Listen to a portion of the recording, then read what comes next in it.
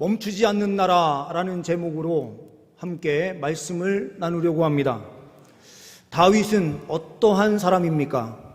다윗은 이스라엘의 왕입니다. 그러나 다윗은 자기 자신이 이스라엘의 왕이라고 생각하지 않았습니다. 철저하게 하나님만이 왕이시다라는 사실을 분명하게 하면서 그 나라를 통치하며 왔습니다.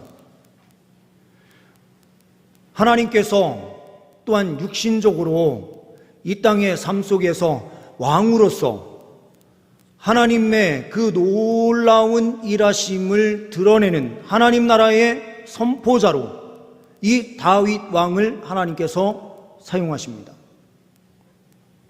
모든 권세를 가지고 있고 모든 것들을 다 가지고 있는 다윗. 오늘 본문 말씀을 통해서 우리는 첫 번째로 보는 것은 무엇입니까? 첫 번째로는 마지막을 준비해야 된다라고 하는 것을 우리는 다시 한번 확인하게 됩니다. 1절, 2절 말씀을 보게 되면 다윗이 죽을 날이 임박하매 그의 아들 솔로몬에게 명령하여 이르되 내가 이제 세상 모든 사람이 가는 길로 가게 되었노니.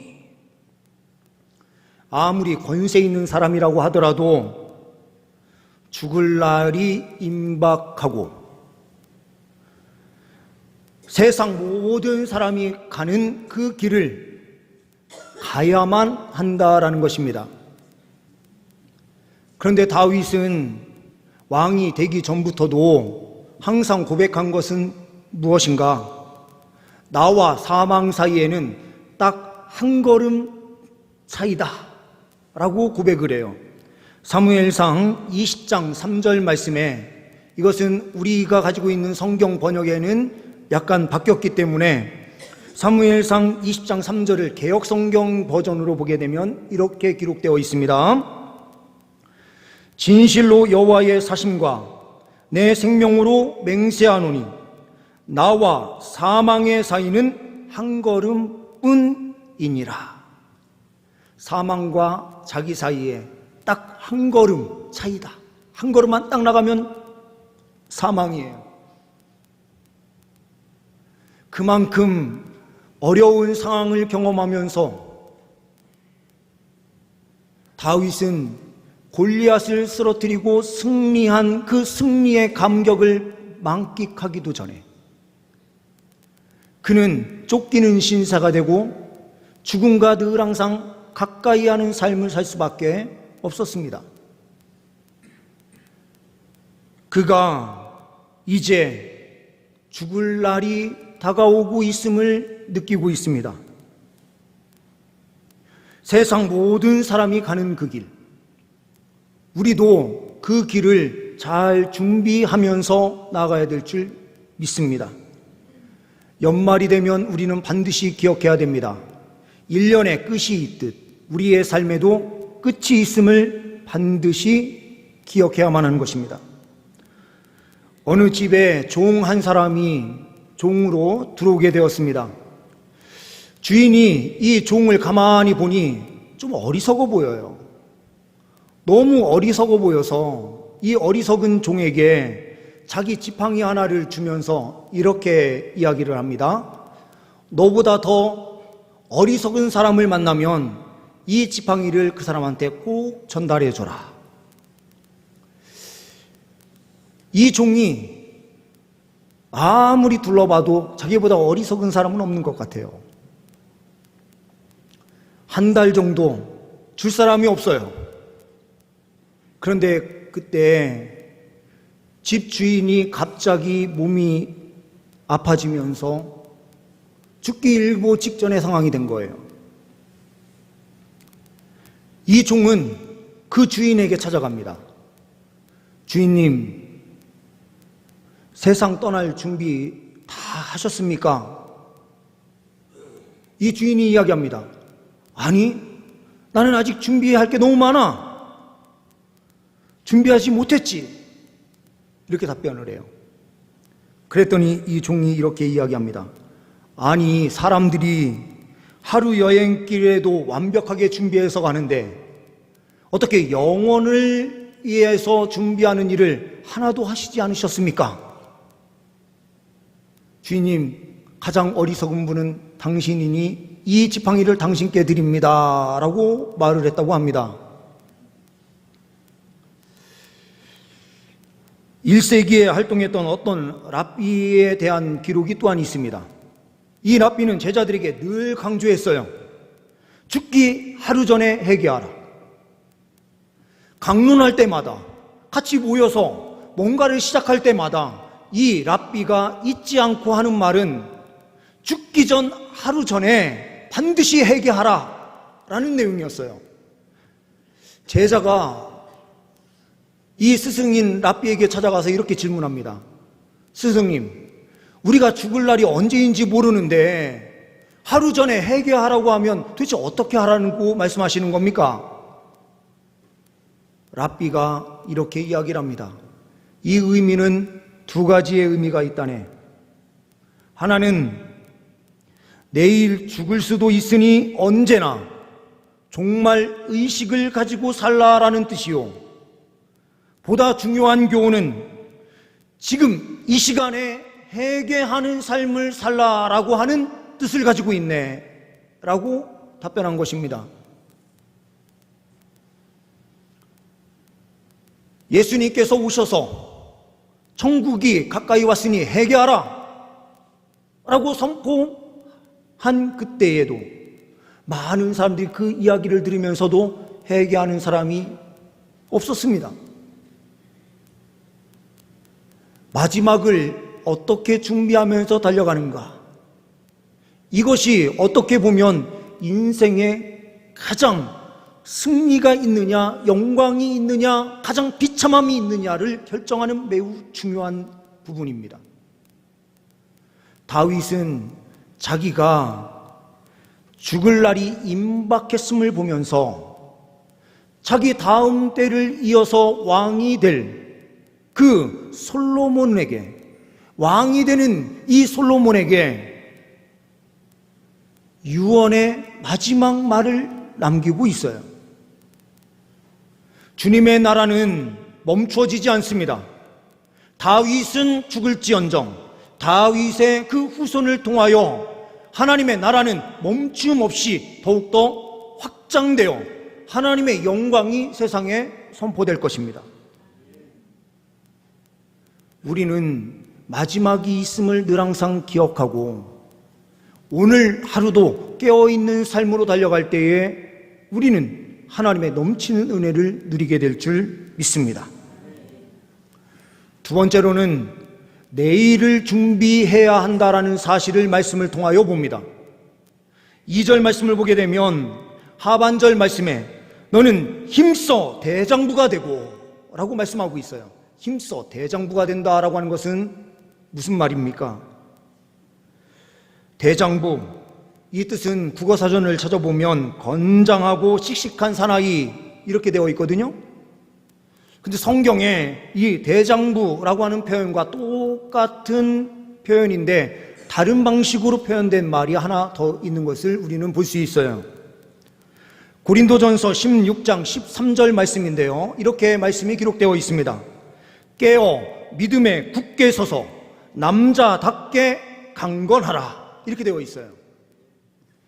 이거는 제가 지난번에도 말씀을 드렸지만 대장부, 남자답게, 이것은 생물학적인 남자를 이야기하는 것이 아니라 믿음 위에 든든하게 서 있는 그리스도인들을 상징적으로 표현해 주는 것이다라고 말씀을 드렸어요.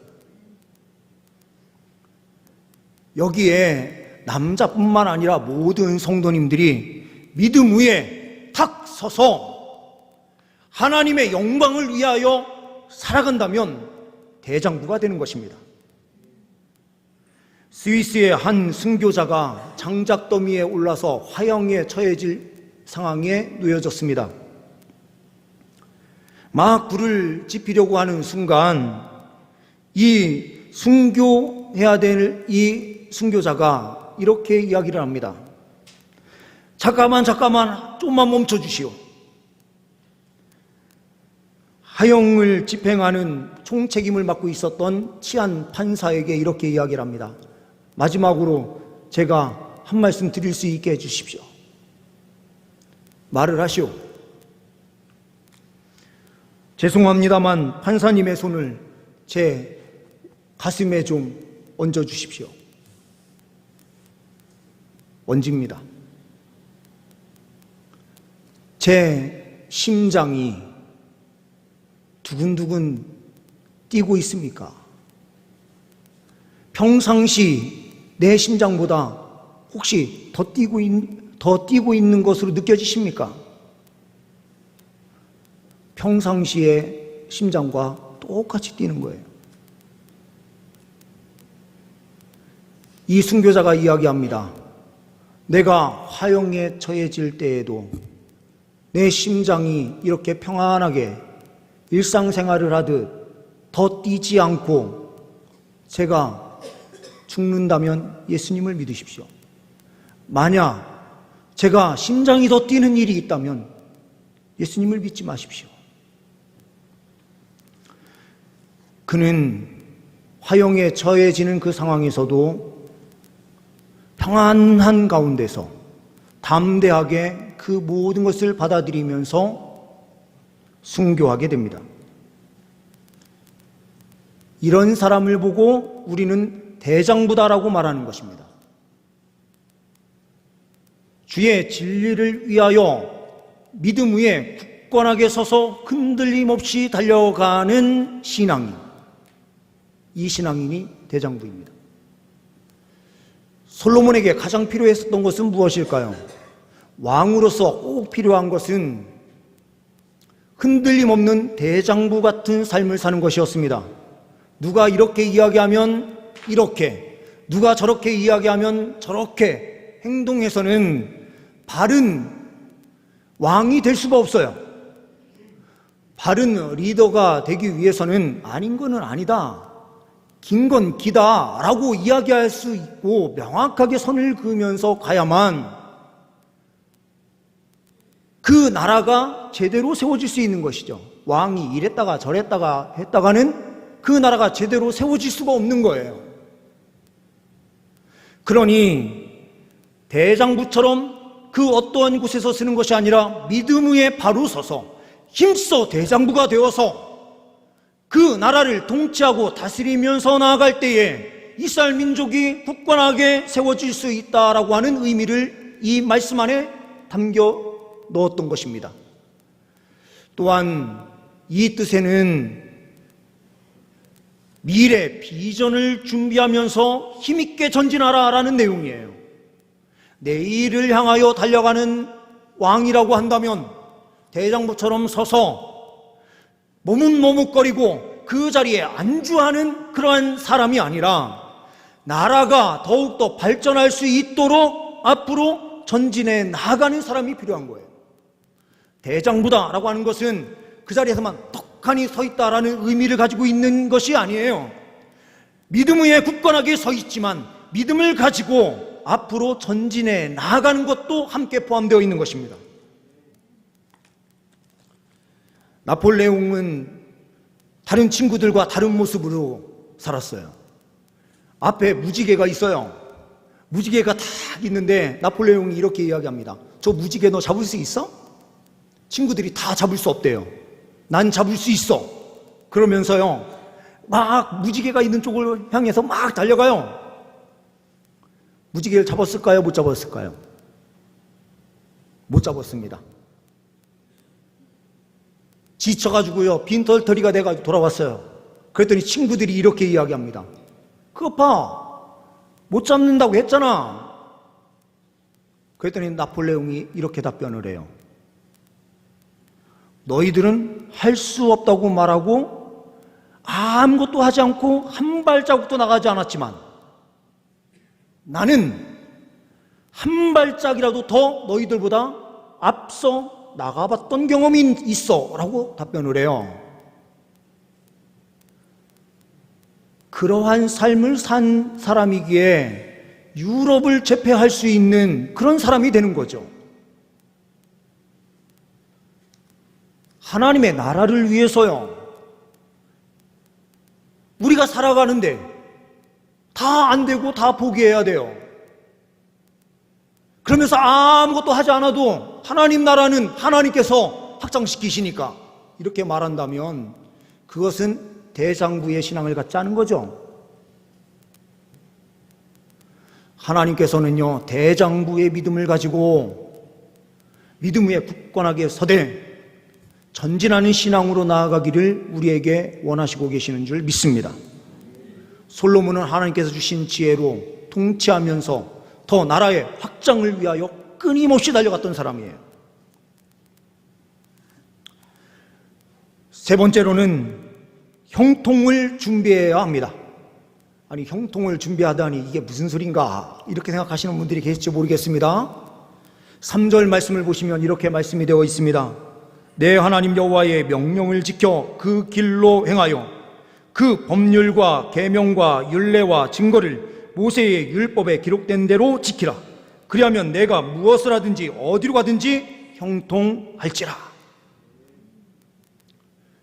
형통도 준비가 가능해요. 어떻게 해요?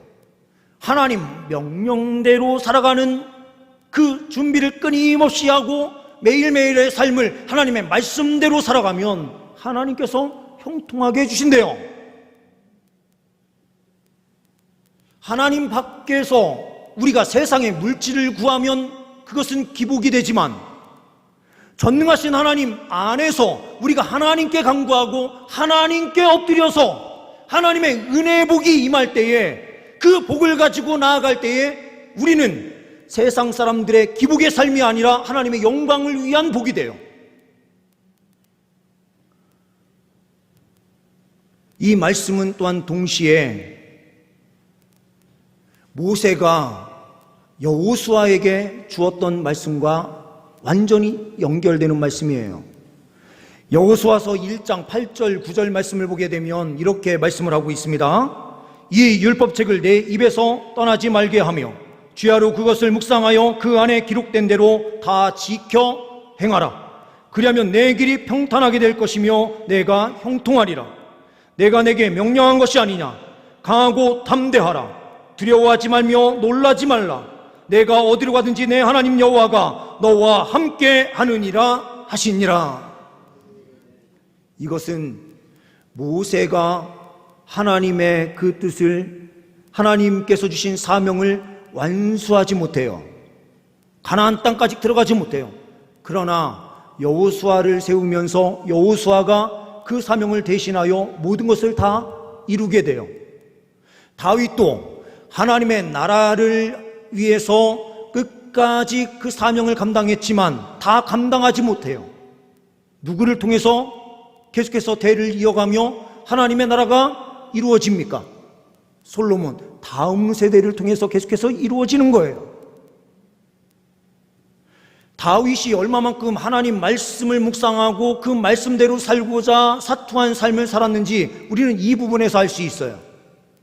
모세가 어떠한 말씀으로 여호수아, 다음 세대인 여호수아에게 어떠한 말씀을 주었는지 성경을 계속해서 가까이 했으니 자기의 마지막 소원, 마지막 유언을 모세가 여호수아에게 주었던 그 말씀 그대로를 가지고 와서 그대로 전달하는 거예요.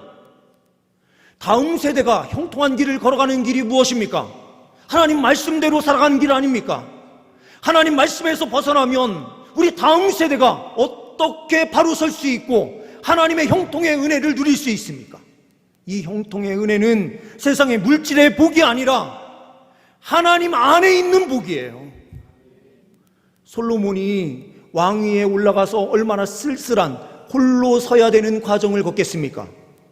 그런데 다윗은 이렇게 이야기해요. 내가 일평생 왕으로서 이렇게 살아와 보는데 홀로가 아니야. 홀로 서기가 아니라 외로움과 싸우는 것이 아니라 함께 하시는 하나님과 함께 하는 주님과 함께 동행하는 삶을 살아가는 것이 왕으로서 해야 하는 일이야. 홀로가 아니라 전능하신 하나님과 늘 항상 가까워지고 주님과 함께 동행하는 그 걸음을 걸어가는 것이 왕이야 라고 가르쳐 주는 거예요. 이 시간 우리에게도 하나님께서는 대장부가 되어라 라고 말씀하시면서 말씀 위에서 대장부가 되고 말씀 안에서 그 걸음을 걸어가고 혼자 걸어가는 것이 아니라 우리가 동행하시는 하나님과 늘 항상 함께 걸어갈 때에 우리의 삶은 놀라운 은혜가 있다라고 선포하는 것입니다. 한국 전쟁이 있었던 당시 아들 하나 있는 크리스찬 가정에 엄마가 이 아들이 징집되어 전쟁터로 가게 되는데 그 아들을 붙잡고 이렇게 이야기를 해요. 얘야, 내가 새벽 5시에 너를 위해서 매일과 같이 기도할게. 너 이 사실 잊지 말고 하나님과 늘 항상 함께해.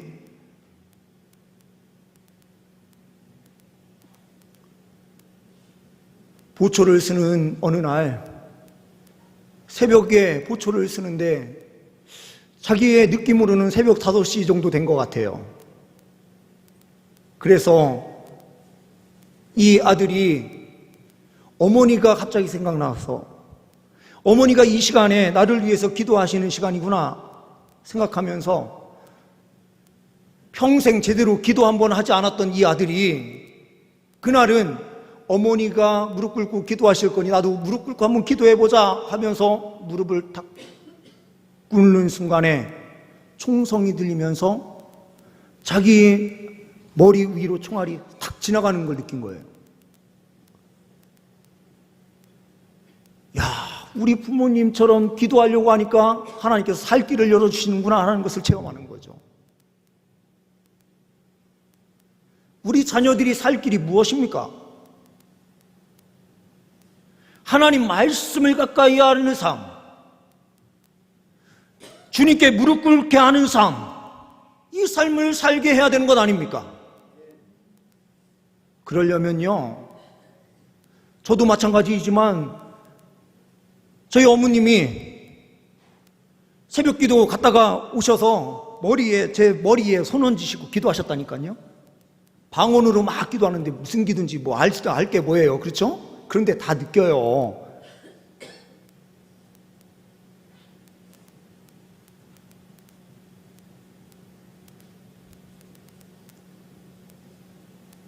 그 어머니의 새벽 기도와 기도해 주심이 기억나기 때문에 새벽 기도의 중요성을 알게 되는 거거든요. 이런 측면에서 우리 성도님들 신년세일의 특별 새벽 기도에 우리 성도님들이 안 나오시면 자녀들도 안 나옵니다. 우리 성도님들이 새벽 기도 나와서 기도의 자리를 지키는 모습을 우리 자녀들이 보아야만 자녀들은요, 눈 감고 거기다 자고 있고 뭘 해도 엄마가 이 시간에 새벽 기도 가는 시간이다라는 거를 느낀다니까요.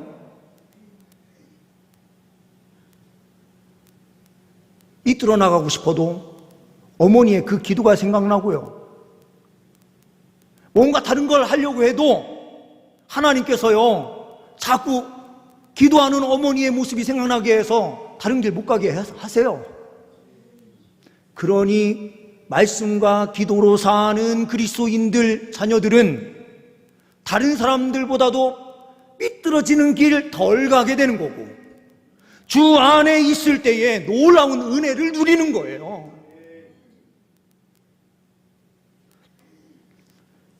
형통을 준비하는 길은 다른 방법이 있지 않습니다. 말씀과 기도입니다. 늘 항상 하나님 말씀 부여잡고 마지막을 준비하며 대장부처럼 믿음에 굳건하게 서서 주의 말씀 부여잡고 기도하며 달려갈 수 있는 우리 모두가 될 수 있기를 간절히 소망합니다. 기도하십니다. 주님,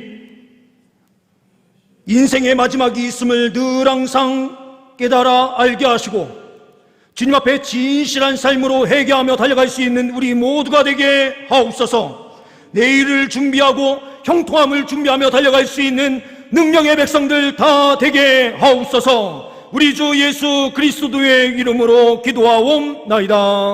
아멘.